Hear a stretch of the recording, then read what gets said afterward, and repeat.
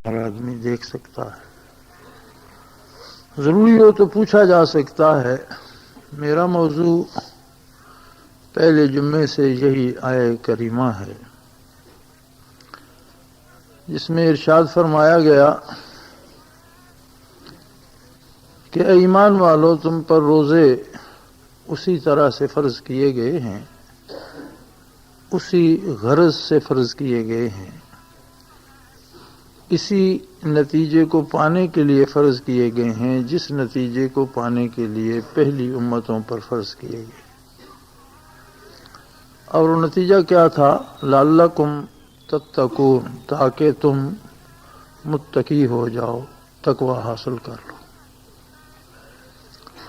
حصول تقوی کے لیے انسان کو اوصاف ملکوتی اختیار کرنا پڑتے ہیں. انسان آمیزہ ہے اوصاف حمیدہ کا، اوصاف ملکوتی کا اور بہیمیت کا. اس میں بدن کی نسبت سے جو خصوصیات پیدا ہوتی ہیں وہ وہی ہیں جو دوسرے بہائم میں پیدا ہوتی ہیں. بھوک کا لنگنا، آرام کی طلب، اولاد کا پالنا، دنیا کی خواہش، یہ ساری وہی چیزیں ہیں جو ہر جانور میں پائی جاتی ہیں. اور بدن کی خصوصیات یہی ہیں کہ وہ اپنے آرام کی فکر کرے، اپنی بقا کی فکر کرے، اپنے آپ کو ہر چیز پر مقدم رکھے. جبکہ روحانیت کی طرف سے چونکہ روح عالم امر سے ہے، اور عالم امر جو ہے یا امر جو ہے وہ صفات باری میں سے ہے، ازلی و ابدی ہے. اس کی روح میں ابدیت ہے، اس کے لیے فنا نہیں ہے، مخلوق ہے لیکن لا فانی ہے. اب روح کی نسبت سے جو اوصاف اس میں آتے ہیں وہ فرشتوں سے بلند تر ہیں. اوصاف ملکوتی ہیں، بلکہ ملائک سے بھی زیادہ منزہ اور شفاف. لیکن ہوتا یہ ہے کہ یہ دنیا کے جھمیلوں میں پڑ کر صرف جسم کی خواہشات و ضروریات کے لیے پوری زندگی محنت کرتا رہتا ہے، اور روح اور روحانیت ثانوی درجے میں چلے جاتے ہیں. یہ ان لوگوں کی بات کر رہا ہوں جنہیں ایمان نصیب ہوتا ہے. کافر کے لیے تو روح کا کوئی معنی ہی نہیں. آپ پوری کافر دنیا کا مطالعہ کر لیجئے، ان کی سائیکالوجی پڑھ لیجئے، تو اس میں سوائے مادی لذات کے، حصول زر کے، تکمیل خواہشات کے یا تکمیل ہوس کے اور کوئی ان کا زندگی کا ٹارگٹ ہی نہیں جسے وہ اچیو کرنا چاہتے ہیں، کوئی منزل ہی نہیں جسے وہ پانا چاہتے ہیں. اس لیے کہ ان کے پاس روح کا، آخرت کا، ذات باری کا نہ تصور ہے، نہ ایمان ہے، نہ یقین ہے، نہ عقیدہ ہے. لیکن مومن جب مادی ضروریات میں پڑتا ہے تو یہ ایمان ایک ایسی نعمت ہے، اور مسلمانوں کے گھر پیدا ہونا اللہ کریم کا اتنا بڑا احسان ہے کہ 1000 خطاؤں میں غرق ہونے کے باوجود دل کے کسی نہ کسی گوشے میں اللہ کا تصور، آخرت کا خیال اور اللہ سے محبت کی طلب، یہ سب چیزیں دل کے کسی نہ کسی گوشے میں رہتی ہیں. لیکن یہ چیزیں گوشے میں رکھنے کے قابل نہیں ہیں. انسانی تخلیق کا جو منشا ہے یا مقصد ہے وہ یہ ہے کہ یہ چیزیں غالب آئیں. اس میں بہیمیت ہو، اسے بھوک لگتی ہو، یہ کھاتا پیتا ہو، یہ سوتا جاگتا ہو، اسے گرمی سردی محسوس ہوتی ہو، اس کے بیوی بچے ہوں، اس کا گھر بار ہو، اس کا کاروبار ہو، یہ اقتدار کی طلب اس میں ہو، اس کی خواہش ہو کہ مجھے بھی لوگ میری عزت کریں یا میرے پاس دولت ہو. لیکن یہ ساری چیزیں اس کے الہی کے مقابلے میں کوئی حیثیت نہ رکھتی. اس کا تعلق رب جلیل سے ایسا ہو کہ یہ ساری چیزیں اس تعلق کو بڑھانے کے لیے کام آئے، خود اپنی ذات کے لیے نہیں۔ اگر حکمران بن جائے تو دنیا کو عدل سے بھر دے، اگر دولت مند بن جائے تو ہر بے کس کی دستگیری کرنے والا ہو، اگر اسے علم ملکہ حاصل ہو جائے تو ہر گمراہ کی رہنمائی کرنے کے لیے موجود ہو، اس کے پاس جان مال اولاد جو بھی ہو ان سے یہ محبت بھی کرے، ان کا تحفظ بھی کرے، لیکن ان سب کو اللہ کی طلب پر، قرب الہی پر قربان کرتا چلا جائے۔ انبیاء علیہ الصلوۃ والسلام معصوم عن الخطا ہوتے ہیں، اور ان پر مصیبتیں تو آتی ہیں اور سب سے زیادہ آتی ہیں، لیکن ترقی درجات کے لیے اور مزید مقامات علیہ پانے کے لیے آتی ہیں، امتحان کے لیے نہیں آتی۔ ہم خطا کاروں پہ جو آتی ہیں وہ آزمائش ہوتی ہے کہ اس میں یہ ثابت قدم رہتا ہے یا نہیں، لیکن انبیاء کو تو چونکہ اثبات قدم تو ازل سے حاصل ہوتا ہے، معصوم عن الخطا ہوتے ہیں، تو ان پر جو مصیبتیں آتی ہیں وہ ان کی ترقی کا سبب بھی بنتی ہیں، اور عامت الناس کے لیے مثال قائم کی جاتی ہے کہ یہ مقام ہے عشق الہی کا۔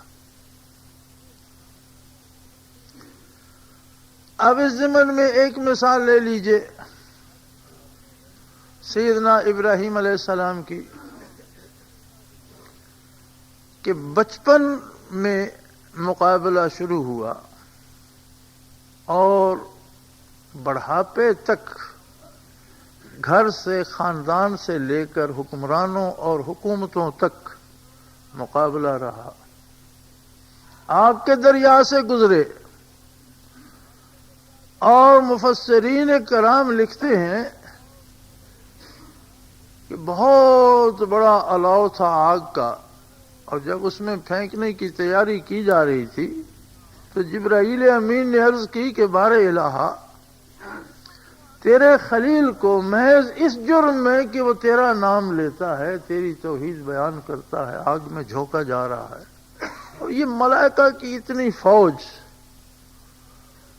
تو یہ کب کام آئے گی؟ ہمیں اجازت دیجئے، آگ بجھا دیں، خلیل اللہ کو اٹھا لیں، کفار کو تہس نہس کر دیں، مار دیں، کوئی کچھ تو کیا جائے۔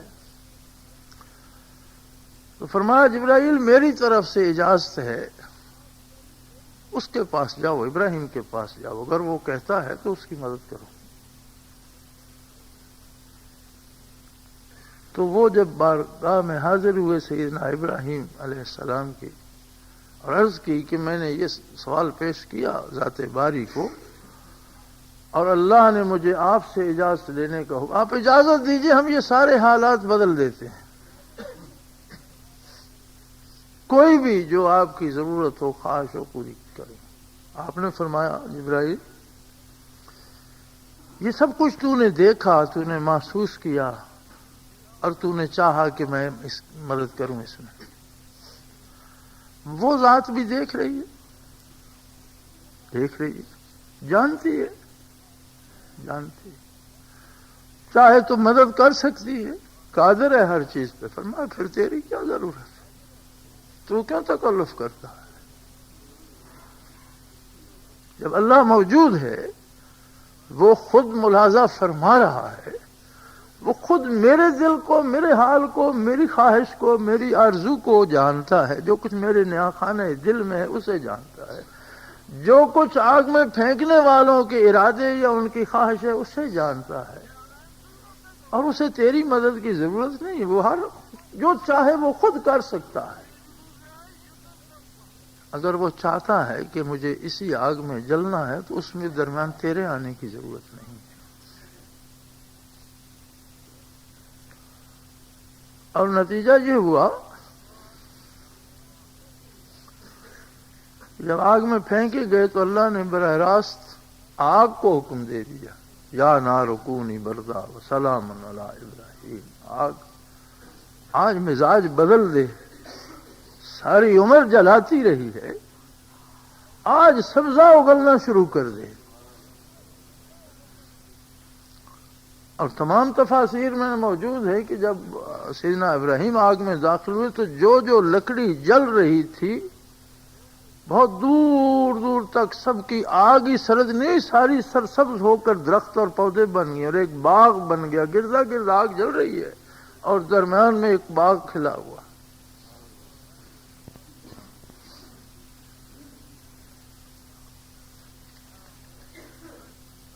اس حال سے گزر کر بڑھاپے میں آپ کو اسماعیل علیہ السلام جیسا روشن پیشانی والا اولو العزم رسول اللہ کا نبی فرزند عطا ہوا۔ پہلی بات تو یہ ہے کہ فرمایا اس کو بھی اس کی امی کو بھی وہاں چھوڑو جہاں کبھی بیت اللہ ہوا کرتا تھا، کیونکہ طوفان نوح میں بیت اللہ شریف بھی ڈھہ گیا اور اس کے بعد حجر اسود اٹھا لیا گیا اور اس کے بعد سیدنا ابراہیم علیہ السلام تک بیت اللہ کا وجود اور عمارت نہیں تھی۔ انبیاء علیہ الصلوۃ والسلام تشریف لے جاتے رہے، جن کی قوم غرق ہو گئی اکثر نبی وہیں چلے گئے اور وہاں طواف فرماتے رہے، لیکن وہ مٹی کی ایک ڈھیری تھی، عمارت نہیں تھی۔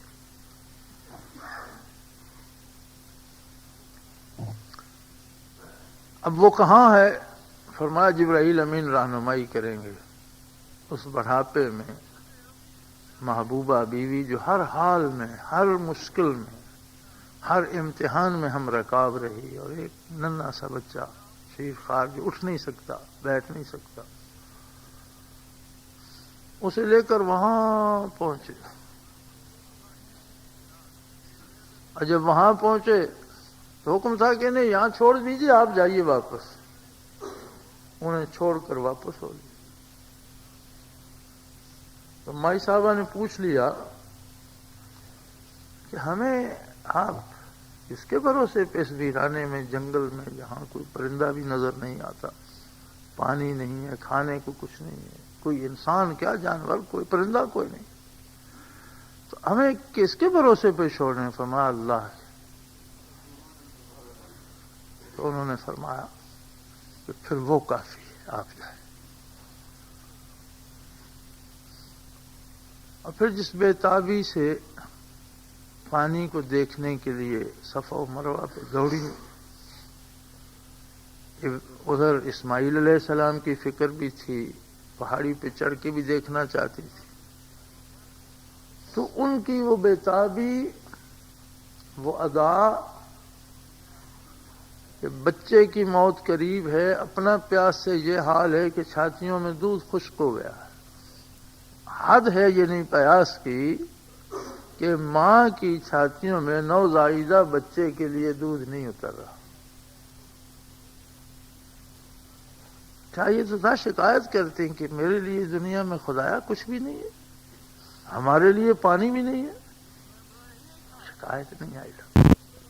دنیا عالم میں اسباب ہے، دیکھتے ہیں اس پہاڑ پہ جا کے دیکھتے ہیں، ادھر سے دیکھ، اللہ کا حکم ہے کہ اسباب اختیار کرو، تو دیکھتے ہیں کہیں شاید مل جائے، نصیب میں ہوگا مل جائے گا، لیکن اللہ سے تو شکایت اس لیے نہیں ہے کہ کیا عجیب بات ہے کہ اتنی بڑی کائنات میں سے، اتنی مخلوق میں سے اپنے پاس اکیلا رہنے کے لیے اس نے مجھے پسند کر لیا۔ یہ شرف میرے حصے میں آیا کہ وہ اللہ ہو، میں ہوں، تنہائی ہو، ویرانہ ہو، بات بھی کروں تو اسی سے، یاد بھی کروں تو اسی کو، تو یہ تو شکایت کا تو نہیں، یہ تو شکر کا مقام ہے۔ اب انسان بھی تھی، گرمی بھی لگتی تھی، دھوپ بھی لگتی تھی، پیاس بھی لگی تھی، بھوک بھی لگی تھی، بچے کا غم بھی تھا، فکر بھی تھا، تو پہاڑوں پہ بے تابانہ دوڑی۔ وہ قادر ہے، ننھا اسماعیل جہاں ایڑیاں رگڑ رہا تھا وہاں اس نے چشمہ جاری کر دیا، اور ایسا چشمہ کہ جو پانی بھی ہے اور غذا بھی ہے، جو غذا بھی ہے اور ہر مرض کی دوا بھی ہے، جس میں شفا بھی رکھتی، جو بھوک بھی مٹاتا ہے، جو پیاس بھی مٹاتا ہے۔ اور نبی علیہ الصلوۃ والسلام نے فرمایا کہ مائی صاحبہ نے دیکھا، دوڑ کر گئی تو پانی بہنا شروع ہو گیا تھا، تو ارد گرد ریت کی دیوار بناتی، وہ پھر بہنا شروع ہوئی، تو فرمایا زمزم رک جا، ٹھہر جا۔ اگر مائی صاحبہ یہ نہ فرماتی تو یہ بہتا سمندر تک چلا جاتا۔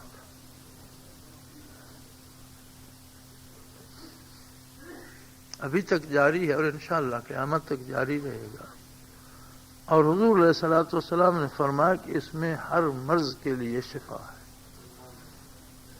اور فرمایا اتنا پیو کہ جتنا سما سکے، پیٹ پھٹنے پہ آ جائے۔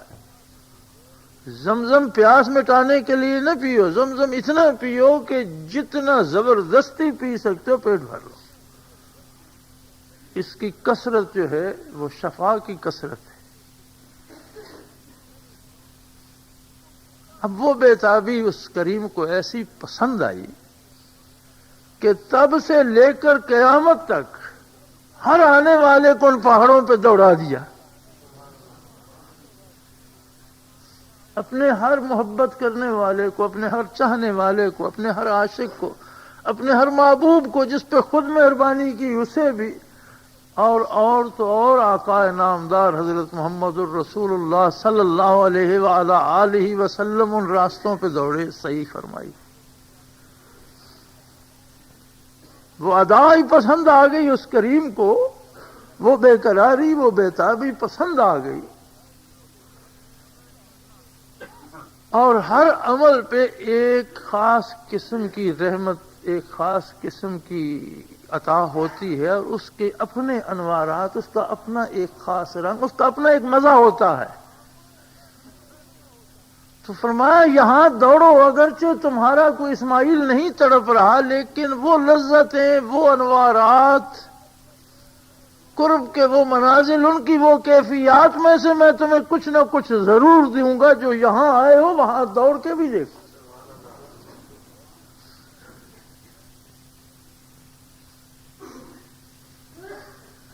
اسی اسماعیل کو جب وہ ذرا چلنے کے قابل ہوئے تو فرمایا میرے نام پہ ذبح کر دو۔ اور کیسی عجیب بات ہے، نبی کے لیے کوئی آزمائش نہیں ہے، یہ ان فرشتوں کو دکھایا جا رہا ہے جنہوں نے کہا کہ اللہ آپ کوئی مخلوق پیدا کریں گے تو وہ فساد ہی کرے گی اور خون ریزیاں ہی ہوں گی، تیری تسبیح کے لیے تو ہم کافی ہیں۔ فرمایا تمہاری نہ اولاد، نہ اولاد کی محبت، نہ تمہارا گلا کٹ سکتا ہے، نہ تمہیں خون آتا ہے، نہ چھری تمہیں تکلیف دیتی ہے، نہ تمہیں نیند آتی ہے، نہ بھوک لگتی ہے۔ ان ساری چیزوں کو، ساری محبتوں کو، سارے پیار کو دیکھو میرے راستے میں کس طرح نچھاور کرتا ہے۔ اور دیکھو تم کہہ رہے تھے اس مخلوق کی کیا ضرورت، قربانی کا حکم دے دیا اور آپ نے پورا کر دیا۔ قد صدقت الرؤیا، آپ نے اپنا خواب سچ کر دکھا۔ اللہ کریم نے ہمیں بڑی عجیب، انتہائی خوش قسمتی عطا فرمائی جس کا اندازہ نہیں ہو سکتا۔ پیدا ہی ان گھروں میں کیا جو دامان رسالت پناہی سے وابستہ تھے، جہاں اس کا نام لیا جاتا تھا، اس کے حبیب کا نام لیا۔ دنیا میں ہم وارد ہوئے تو ہمارے کان میں جو پہلی آواز پڑی وہ یہی تھی، اللہ اکبر، اللہ اکبر، اشہد ان لا الہ الا اللہ، اشہد ان محمد رسول اللہ۔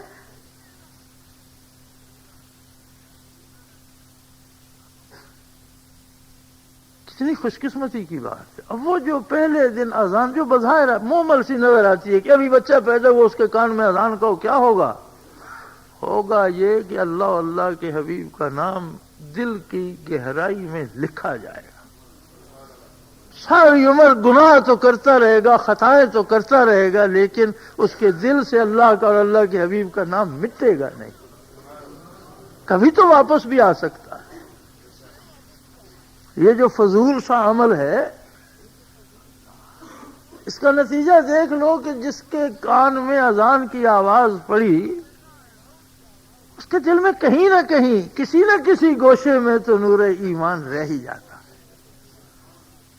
اور اگر اس پر اسے تعمیر کی توفیق مل جائے تو وہ بنی بنائی بنیاد اس کے گھر میں ہوتی ہے جس پر اس کے الہی کو تعمیر کر لیتا۔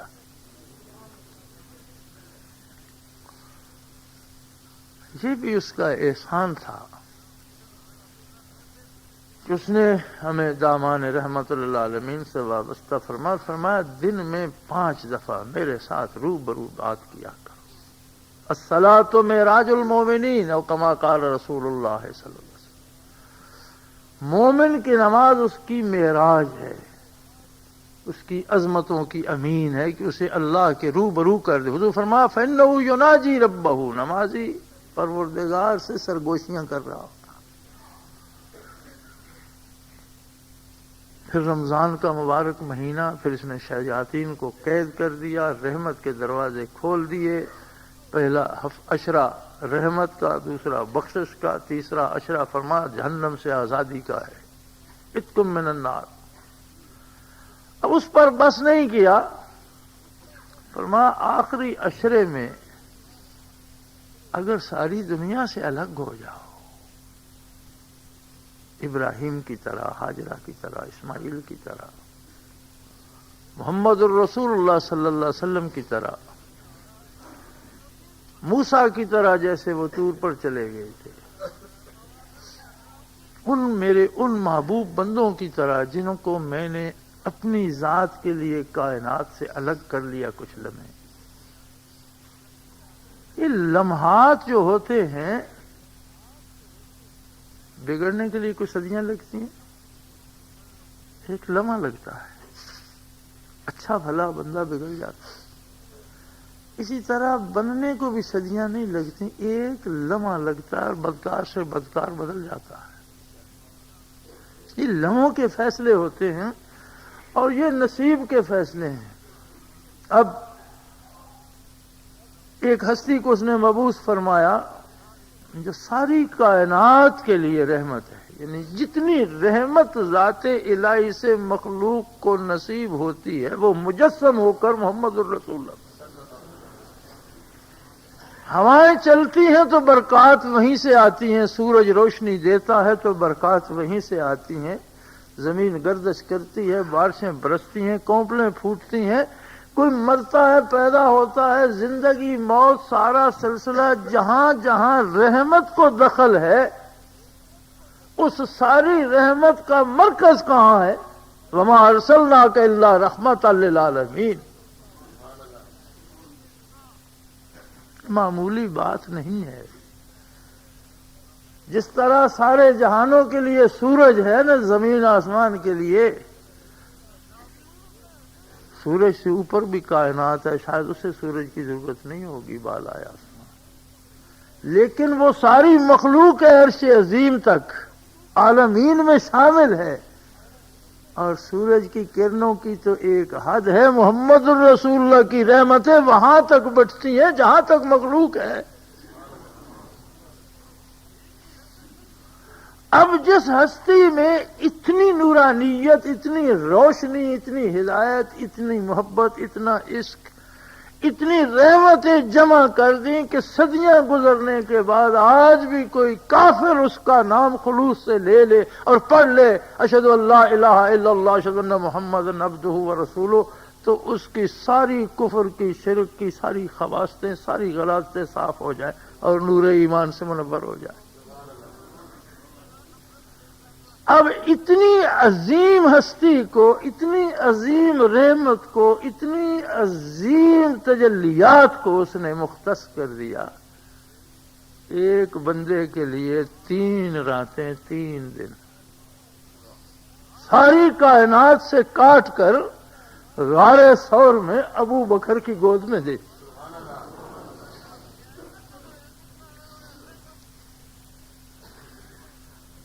بھلا اندازہ کرو کہ وہ رحمت جو ساری کائنات کو چلا رواں دواں رکھے ہوئے ہے، اسے فقط ایک ہستی کی گود میں دے دیا. نبی کریم صلی اللہ علیہ وسلم تشریف فرما سے حضرت عائشہ صدیقہ رضی اللہ عنہا نے آسمان دیکھا، صاف آسمان ستاروں سے بھرا ہوا. انہوں نے عرض کیا رسول اللہ کسی کی نیکیاں تو ایسی بھی ہوں گی جس طرح آسمان ستاروں سے بھرے. ہاں فرمایا عمر فاروق کی نیکیاں ایسی نظر آتی ہیں. اب یہ بات جب حضرت عمر رضی اللہ عنہ کو پہنچی، انہوں نے مزید عرض کیا تو میرے والد، فرمایا اس کی بات نہ کرو، اس کا معاملہ اور ہے. یہ بات سیدنا فاروق اعظم رضی اللہ عنہ کو پہنچی تو ایک دن حاضر ہوئے ابو بکر صدیق کی خدمت میں اور کہنے لگے کہ نبی علیہ السلام نے فرمایا ہے کہ میں عمر جو ہوں میری نیکیاں اتنی ہو گئی ہیں، ایسی نظر آتی ہیں جس طرح آسمان ستاروں سے بھرا ہوتا ہے. فرمایا الحمدللہ اللہ کے حبیب نے سچ کہا. فرمایا میں آپ سے تصدیق کرانے نہیں آیا، میری آرزو یہ ہے کہ یہ ساری نیکیاں آپ لے لیں. آپ کے پاس 100 کی 3 راتیں، ایک رات مجھے یہ ساری لے لیں، ایک رات مجھے دے. انہوں نے فرمایا اگر دینا ہوتی تو وہ خود دیتا، یہ تو اپنا اپنا مال ہے. فرمایا اس رات میں صرف نیکیاں نہیں ہیں، اس میں لذت آشنائی ہے، وہ وصل کی رات ہے. دو عالم سے کرتی ہے بیگانہ دل کو، عجب چیز ہے لذت آشنا. دو عالم سے کرتی ہے بیگانہ دل کو، عجب چیز ہے لذت آشنائی. فرمایا اس میں صرف ثواب یا نجات یا وہ نہیں ہے بھائی، اس میں تو وصل کی لذتیں ہیں اور وصال کے لمحات ہیں. بھلا وصل کے لمحات کوئی دیتا ہے؟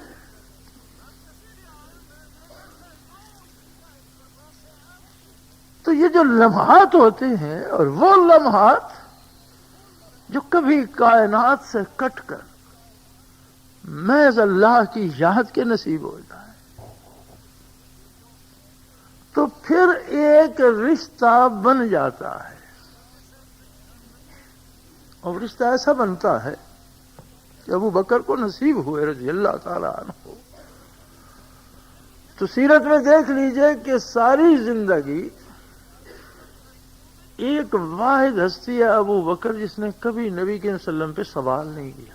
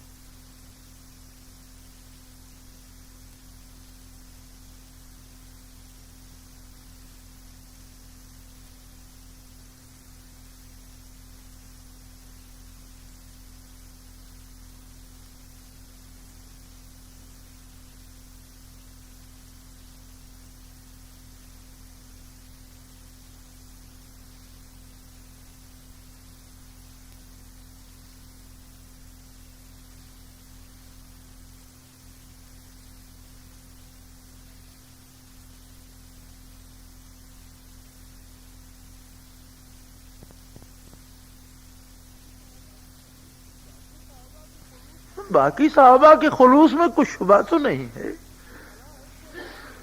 اللہ حفظ مراتب ان کی عظمتیں قابل رشک ہیں، لیکن کہیں نہ کہیں کبھی نہ کبھی یہ بات آ گئی، یا رسول اللہ یہ کیسے ہے. ابو بکر صدیق نے یہ کبھی نہیں پوچھا کہ یہ کیوں کرنا ہے یا کیسے کرنا ہے. کیوں؟ وہ جو قرب انہیں نصیب ہوا تھا، وہ جو وصل کے لمحات انہیں نصیب ہوئے تھے، ان میں رشتہ ایسا بن گیا کہ کیوں اور کیسے درمیان میں آ ہی نہیں سکتا تھا، اور کیوں اور کیسے سے وہ رشتہ بالا تر ہو گیا. یہ سارے مدارج ہیں تقویٰ کے. ہم کلمہ پڑھتے ہیں، گناہ کرتے ہیں، لیکن ایک خیال رہتا ہے کہ میں نے برا کیا، یہ بھی تقویٰ ہے. کمزور سے ہی رشتہ تو ہے. ہمیں گناہ سے روک دیتا ہے، ڈر لگتا ہے ہم نہیں کرتے، یہ بہت اچھا تقویٰ ہے. تقویٰ کی بہت اعلیٰ مثال ہے.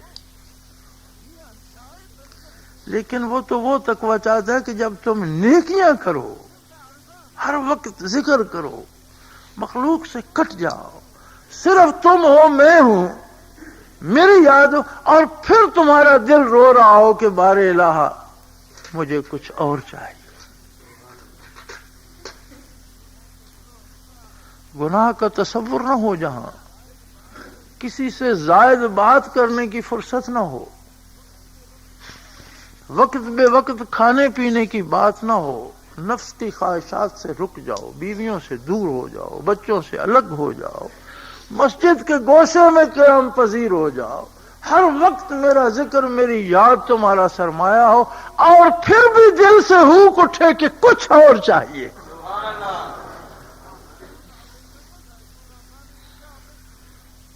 اب یہ اس کی عطا ہے،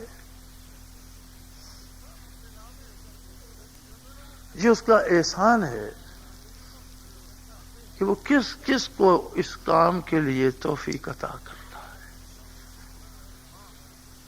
دنیا میں عورتیں کم تھی، بھری ہوئی تھی کائنات، نیک پارسابی تھیں. سیدنا ابراہیم علیہ السلام کی بھی اکیلی بیوی مائی ہاجرہ نہیں تھی. نبی کی سب بیویوں کی عظمت یہ ہے کہ وہ آخرت میں بھی انبیاء کے ساتھ ہوں گی، نبی کے مقام پر ہوں گی. جہاں نبی کا مقام ہوگا وہیں ان کی ازواج بھی ہوں گی. اس کے باوجود وہ لمحے حضرت ہاجرہ کو بخشے. امت خیر الانام تو قیامت تک جائے گی، بڑے بڑے مجاہد، بڑے بڑے علماء، بڑے بڑے صلحاء، بڑے بڑے عظیم لوگ. کسی نے عرض کی تھی، یا رسول اللہ صلی اللہ علیہ وآلہ آلہ وسلم، آپ کی امت کے پہلے لوگ بہت اچھے ہیں یا درمیان والے یا آخری؟ فرمایا میری امت کی مثال اس بارش کی ہے جو برستی ہے تو جل تھل کر دیتی ہے اور پتہ نہیں چلتا کہ پہلے تیز تھی یا آخر میں تیز تھی.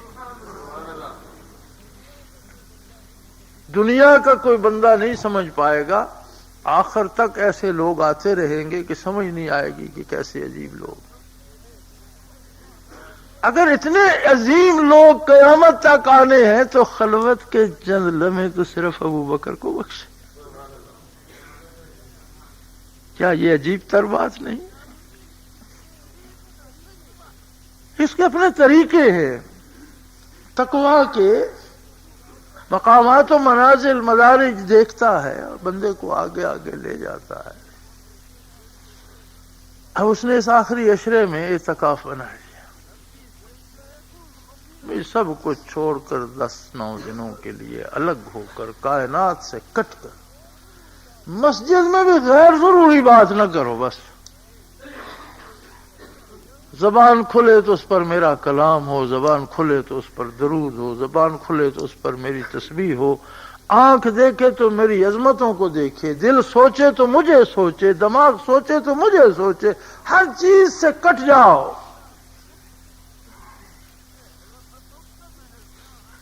کتنا بڑا انعام ہے اس کا. لیکن یاد رہے یہ سب کچھ جاننے والوں کے لیے.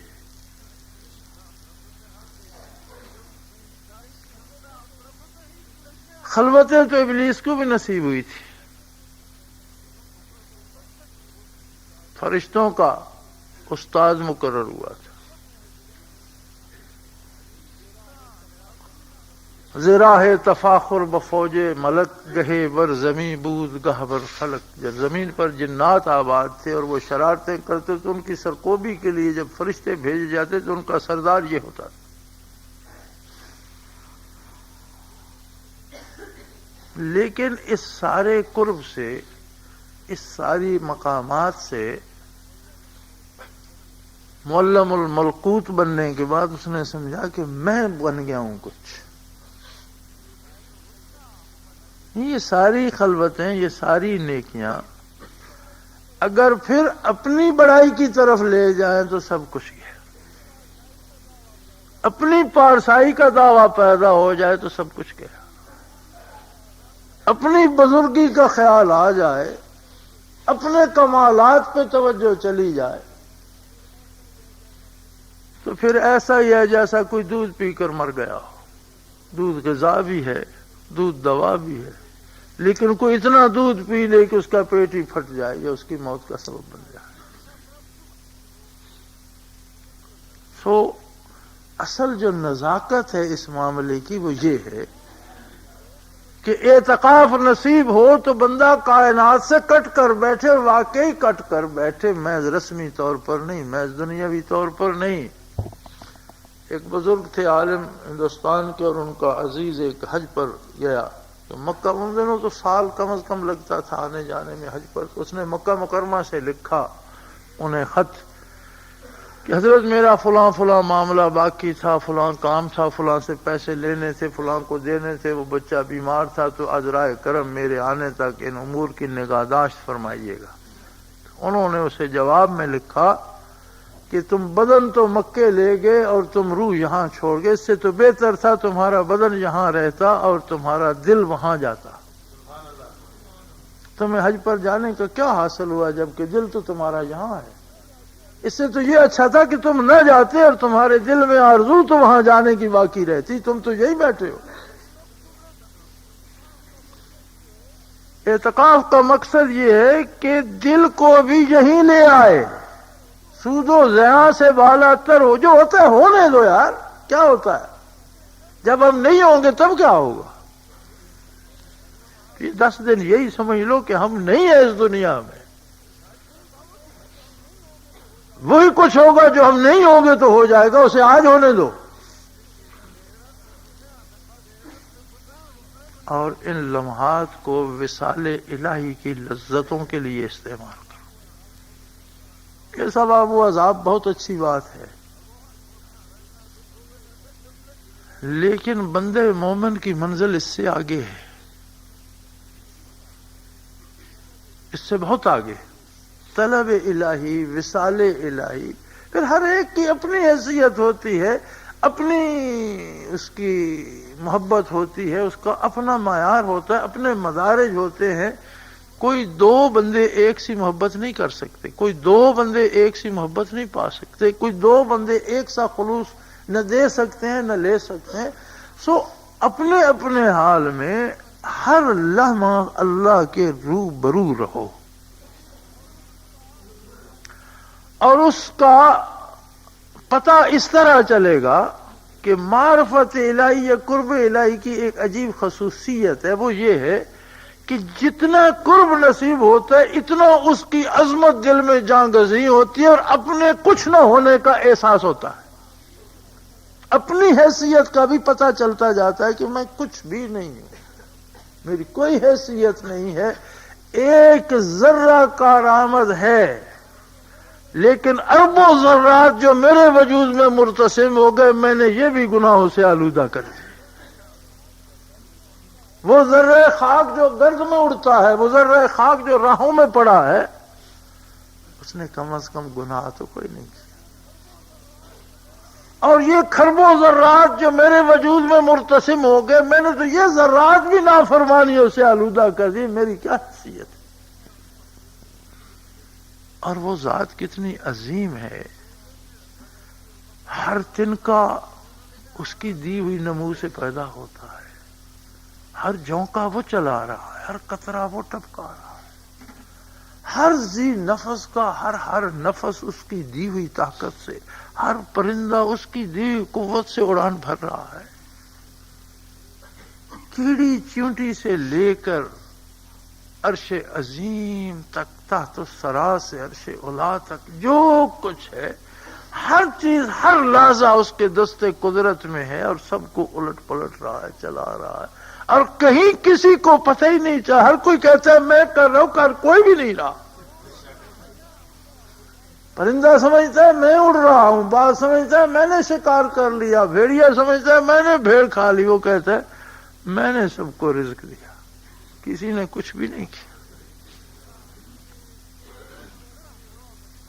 انسان سمجھتا ہے میں نے حکومت پا لی، مجھے اقتدار مل گیا، میں نے دولت جمع کری، وہ کہتا ہے بے وقوف، خامخواہ اپنے ذمہ لیے جا رہا ہے۔ وہ ایک بابا تھا، اس کا کمزور سا گھوڑا تھا، ٹٹو سا، جو یہ فقیر آدمی تھا، اسے بھیڑیوں نے گرا لیا، کہیں رات کو کھا گئے۔ تو وہ گلی گلی پھرتا تھا اور کیا کرتا تھا، ہمارے آپ تو نام پگیاڑا لے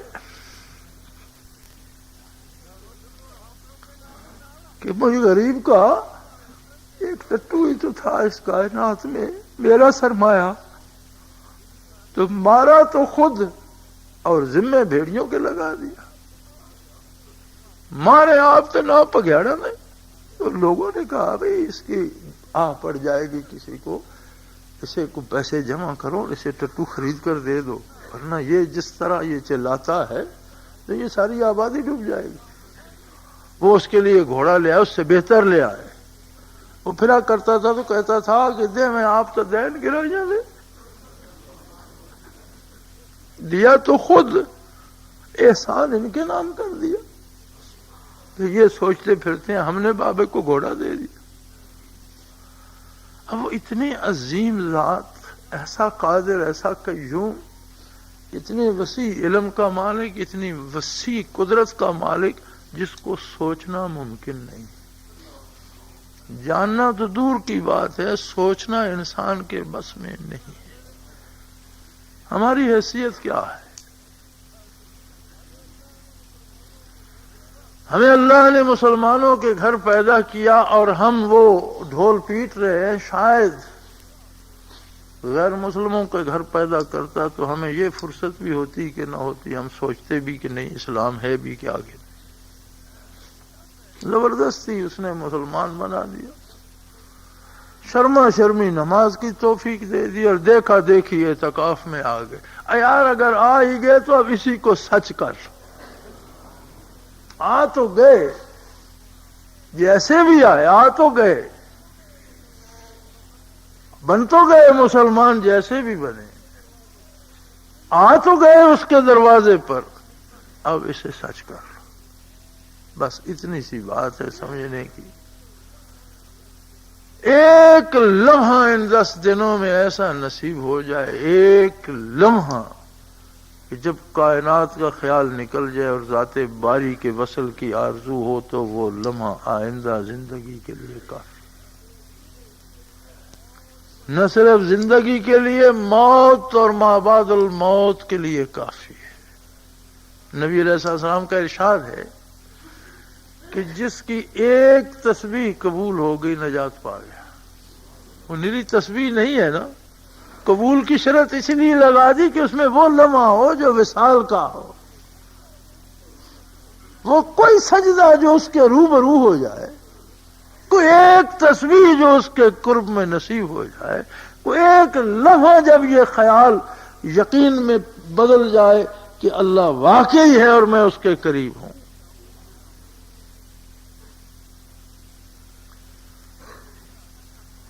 ساری کلاسز میں پوری توجہ دو، شریعت پر عمل بغیر جانے کے نہیں ہو سکتا، اس لیے آپ کے فقہ کے کورسز چلائے جاتے ہیں۔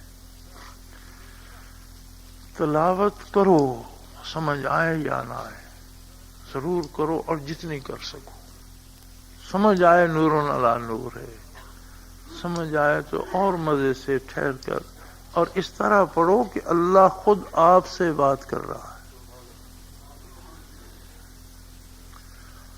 ذکر ڈوب کر کرو، اس لیے کہ احکام فقہی بتانے والے مل جاتے ہیں، قرآن پڑھانے والے مل جاتے ہیں، ترجمہ بتانے والے مل جاتے ہیں، دلوں میں درد بانٹنے والے بہت کم لوگ ہوتے ہیں. یہ محض اللہ کا احسان ہوتا ہے کہ کوئی ایسا ذریعہ بھی بنا دے، کوئی ایسا دل بھی دے دے، اپنا کوئی ایسا بندہ بھی ملا دے جو دل کے درد سے آشنا کر دے. یہ بہت بڑا عظیم احسان ہے اس کا. اس میں نہ میرا کوئی کمال ہے نہ آپ کا کوئی کمال ہے. ہم وہی ذرے بے مقدار ہیں جسے چاہا اپنا بنا لیا، جسے چاہا در پہ بلا لیا. یہ بڑے کرم کے ہیں فیصلے، یہ بڑے نصیب کی بات ہے. جسے چاہا اپنا بنا لیا، جسے چاہا در پہ بلا لیا. یہ بڑے کرم کے ہیں فیصلے، یہ بڑے نصیب کی بات ہے. مجھ سے اور آپ سے حسین لوگ دنیا میں بستے ہیں، مجھ سے اور آپ سے زیادہ عالم دنیا میں بستے ہیں، مجھ سے اور آپ سے بڑے عمراء دنیا میں بستے ہیں، مجھ سے اور آپ سے زیادہ پارسا دنیا میں بستے ہیں. اگر ہمیں اس جنگل کے گوشے میں اس نے کوئی ایسا طریقہ کسی ایسی ہستی سے جوڑ دیا جو دلوں کا درد بانٹتا ہے، تو پھر اس پہ جان نچھاور کر دو. اس درد کو چندے کی طرح جمع نہ کرو کہ مل گیا نہ تو نہ سی. چندہ مانگنے والے مانگ لیتے ہیں، مل گیا نہ تو نہ سی، اگلی دکان پہ سی. نہیں، یہ چندہ نہیں ہے، یہ درد دل ہے. اور یہ نایاب دولت ہے، کم یاب رہی ہے ہر عہد میں اور ہر دور میں. صرف مبارک زمانہ تھا محمد الرسول اللہ کے، جو سامنے آیا اسی کا دل روشن ہو گیا. وہ صحابہ کا زمانہ تھا کہ جو صحبت میں پہنچا تابعی بن گیا. وہ تابعین کا زمانہ تھا کہ جو سامنے آیا تبا تابعی ہو گیا. اس کے بعد یہ دولت خال خال ملتی ہے. بہت مہنگی چیز ہے، بہت کمیاب ہے. اس لیے ذکر کرو اور پورے درد سے کرو. دل کھول کر رکھ دو اس کے سامنے اور اسے کہو بار الہ، اس میں اپنا پیار، اپنی چاہت بھر دے.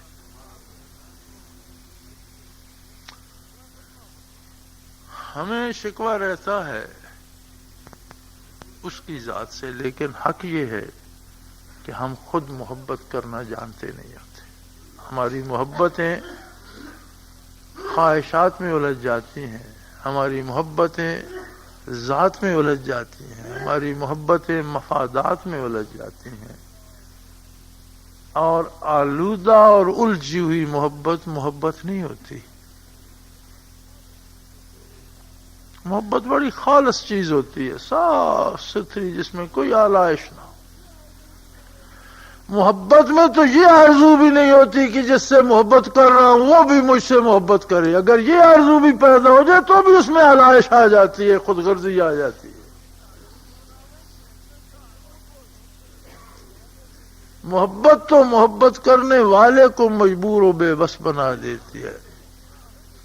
فَإِنَّ الْمُحِبَّ لِمَن يُحِبُّ مُطِيعُ. محبت کرنے والا اپنے محبوب کا غلام بے دام بن جاتا ہے، بندے بے دام بن جاتا ہے. بس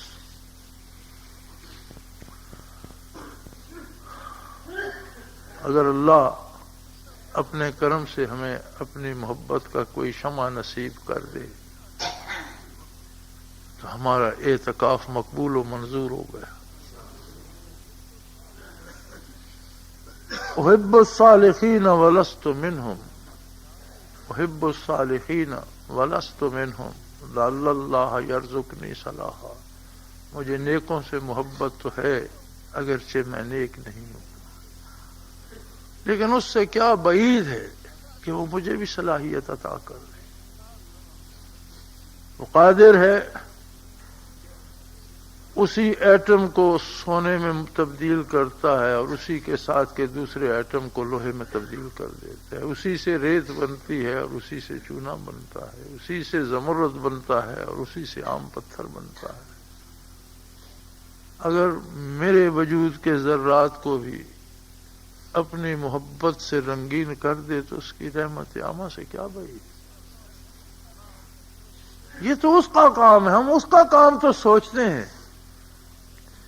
سوچنا اپنا کام ہے کہ میں اپنے ذرات کو اس کے سامنے لے تو جاؤں، اپنی امیدیں اس کی بارگاہ سے وابستہ تو کروں، اپنی تمنا کو اس ذات بے ہمتا تک پہنچاؤں تو صحیح۔ سارے اعتکاف کا حاصل یہ ہے کہ بندے کو اللہ کی طلب کے لیے یکسوئی نصیب ہو جائے۔ میرے بھائی، جس نے یہ منزل پا لی اس کی لذتیں وہی جانے گا، وہ بتائی نہیں جا سکتی، وہ بیان نہیں ہو سکتی، کیفیات محسوس تو کی جا سکتی ہیں لیکن کسی واضح نے کوئی لفظ وضع نہیں کیا ان کیفیات کے لیے کہ انہیں الفاظ میں بیان کیا جائے۔ میری دعا ہے اللہ ہم سب کی خطائیں معاف فرما کر ہمیں وہ لذت آشنائی عطا کر دے۔ تمام مسلمانوں کو جو معتکف ہیں سب کو خلوص عطا کر دے اور سب کے اعتکاف قبول فرما لے۔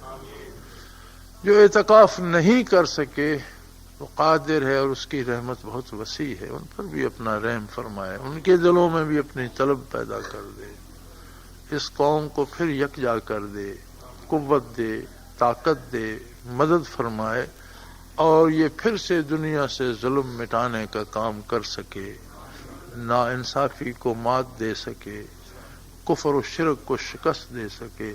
اللہ اس قوم کا حامی و ناصر و آخر دعوانا ان الحمدللہ رب العالمین۔ میری یہ گزارش سن لیجئے، ایک تو احباب جنہیں سنت ادا کرنی ہے تسلی سے سنت ادا کر لیجئے، اور جب فرض نماز ختم ہوگی تو جن ساتھیوں نے ظاہری بیعت کرنی ہے وہ برائے کرم یہاں تشریف لے آئیں، میں اس کے بعد اندر چلا جاؤں گا اور پھر شاید ہماری ملاقات ذکر میں ہی ہوگی۔ آخر دعوانا الحمدللہ رب العالمین۔ فرض نماز کے بعد بیعت والے ساتھی آ گئے۔